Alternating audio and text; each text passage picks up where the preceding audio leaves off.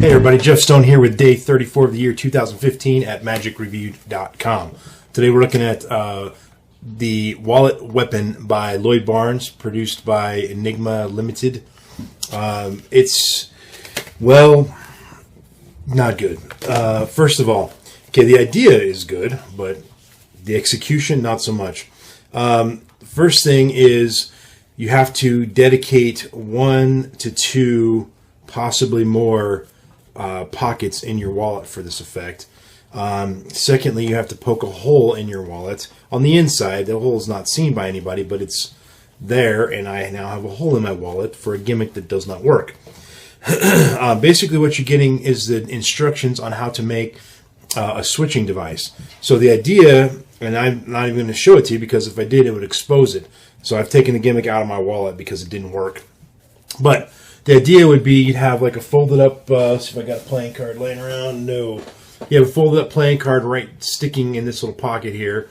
And then that's your prediction or whatever. And then when you remove it, it vanishes, but it doesn't vanish openly. It hides, and you bring it to view another card, which is their sign selection. So that's the effect that you're getting with that.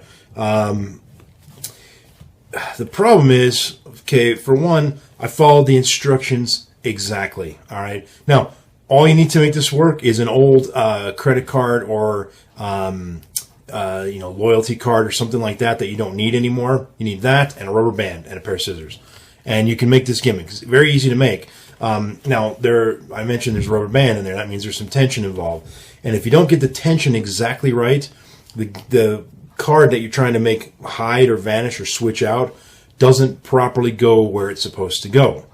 Now, on the DVD, Lloyd Barnes says, well, first of all, when he made the gimmick, he had the exact same problem.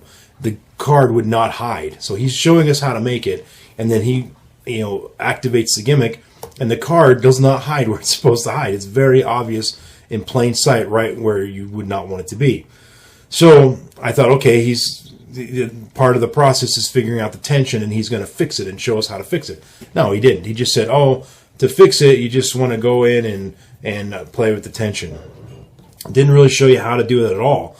And so I went in there and just knowing how the gimmick works, trying to adjust the tension the way I thought made sense. And I had it as tight as you could possibly get it. And rather than it making the card more likely to hide, it started making the gimmick try to come out of my wallet. So he suggests, well, if you have this problem, he also says you can punch another hole in your wallet into another pocket. And so now you're having to give up 2 more another pocket, so possibly 3 pockets dedicated to this one effect. And he says now that he's never had to go into the next pocket. He's never had to make that extra hole in the wallet. Well, the fact that he's never had to do it, and the fact that the first one already I ripped a hole in my wallet just for something that doesn't even work, I'm not going to put a second hole in my wallet to test it out. So I didn't even test that idea out. I could kind of see why he would say that it might work, how it might help, but you definitely sacrifice a pocket where you can't put anything in it now because of that method. So that's the second method with 2 holes in there. So that's out. So I thought, okay, well, I think the problem is, and I can't say this I don't want to expose too much here, but I think that the problem is that the location of where you punch the hole in your wallet. I think he had it in the wrong place. And so in my mind, I can envision if I moved the hole to a different place that I would get a better activation of the gimmick. But I'm not going to rip another hole in my wallet to test the theory out. I did it exactly the way he built it in the instructions, and I got the exact same results he got in the instructions, which was a gimmick that didn't work. So I'm not going to play around with it anymore further. To get the tension you need and to have that hole in the place that you need it, it'll stretch out the cloth to the point where it'll probably rip the cloth in the wallet. So I just didn't want to mess with it any further. So if that's not bad enough, he talks about how this can be used for a bill switch, where you show like a blank piece of paper in your wallet, and then as you remove it, it turns into a dollar bill or whatever. Yes, conceptually that does work. Again, you have the same problem where the gimmick doesn't activate properly. But yes, the concept does hold true to that. But then he says you can use it for predictions, and then he goes to explain, doesn't show, but just explain how you do the prediction. And I'm telling you, it made absolutely no sense to me. He didn't show anything. He just sort of talked through it. And I watched it, and I'm like, what is this guy saying? I have no idea what he means by this. It doesn't make any sense. Then he also says you can use it for confabulations. Yes, he had the S on there. But he didn't say how. Now, I am familiar with confabulation, and I know how it works, and I can kind of see, okay, yeah, I could probably do it this way. But he doesn't explain it at all. And I don't know if he means something different by confabulations or not. That might be just me being a little nitpicky.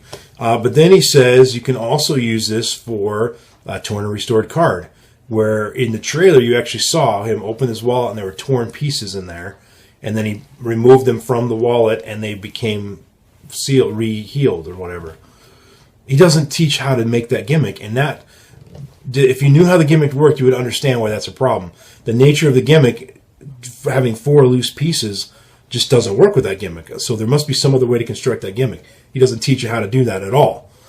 So there's an effect in the trailer that you don't even learn how to do. He just simply says, oh, you could use it for torn and restored card. And he said you could have 4 pieces, the 4 loose pieces in your gimmick, and then do the trick. That doesn't, the way that gimmick's designed, you can't just put 4 loose pieces in there. There's got to be some other way to construct it, and I'm not sure what that is, and I can't easily see any simple way to do that. So I have no idea how you would make that gimmick based on the concept that you're taught in the DVD. So this thing just kept falling flat, and for $30 you don't get anything but the DVD, and it's one trick basically. It's a utility device, as he says, but even at that, it's not like, okay, at this table number 1, if you're strolling, at table number 1 I'm going to do signed card to wallet, and then table number 2 I'm going to do blank paper turning into a dollar bill. Then at table number 3 I'm going to do torn and restored card. No, you can't do that because the gimmick can only be set to do one of those effects. If you want to do a different effect, so let's say you want to do the card to impossible location, signed card to wallet. After you've done that multiple times, you can do that effect over and over all night long. But let's say you suddenly want to do the paper to dollar bill. You have to go change your gimmick out.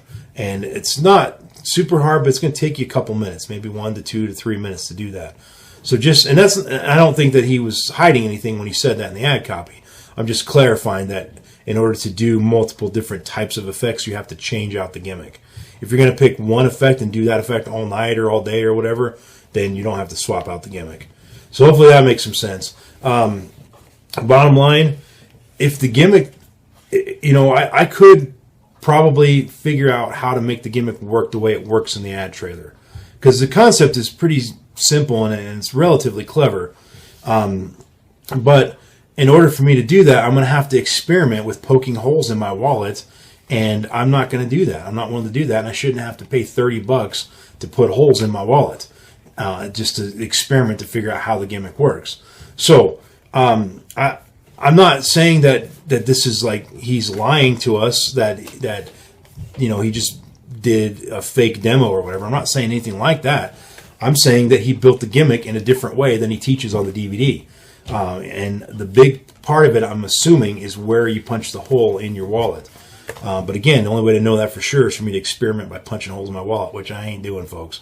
So, bottom line, I highly don't recommend this. 1.5 stars, stone status of rubble. Sorry about that, folks.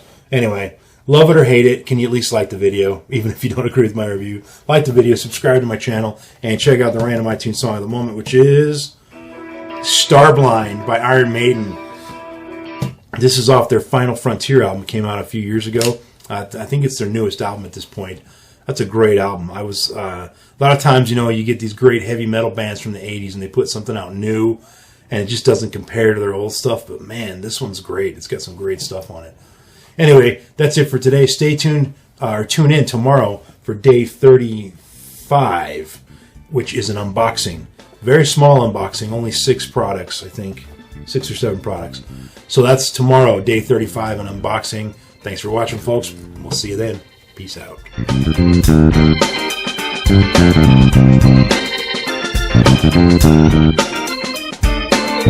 you.